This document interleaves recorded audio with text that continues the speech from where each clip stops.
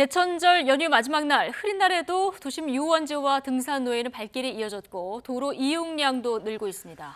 네, 그렇지만 이 수도권 신규 집단 감염 소식이 걱정입니다. 특히 요양병원과 시장에서 확진자가 많이 나왔다고 하는데요. 현장 취재기자 연결해 보겠습니다. 박희재 기자.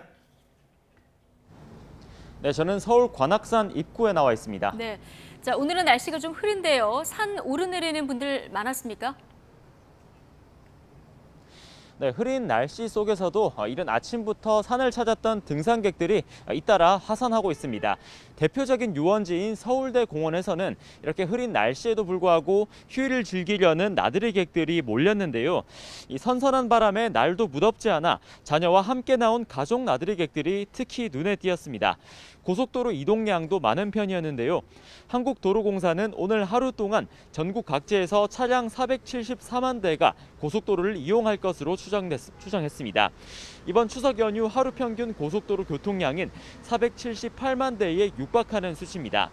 그만큼 수도권과 비수도권 사이를 오가는 행락객들도 많을 텐데 이 때문에 방역당국은 감염세가 다시 한번 커질까 우려하고 있습니다.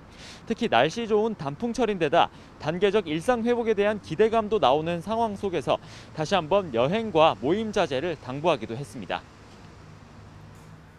네, 이런 가운데 수도권 지역 집단 감염 사례도 계속해서 나오고 있죠.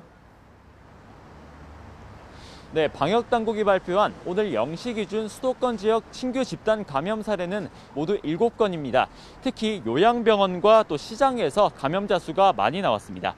서울 도봉구에 있는 요양병원에선 지난 1일에 직원 1명이 확진되면서 이용자 25명 등 모두 36명이 확진됐고 경기 파주에 있는 요양병원에서는 모두 10명이 감염됐습니다. 서울 마포구에 있는 시장에서는 지난달 25일에 종사자가 처음 확진되면서 현재까지 41명이, 강서구 시장에서도 종사자 발로 24명이 누적 감염됐습니다. 경기 연천에 있는 한 육군부대에서는 휴가를 다녀온 부사관 1명이 확진된 이후로 모두 46명이 감염됐는데 이 가운데 41명이 접종 완료자고 5명이 1차 접종을 완료한 돌파 감염 사례로 확인되는 등 집단 감염이 잇따랐습니다.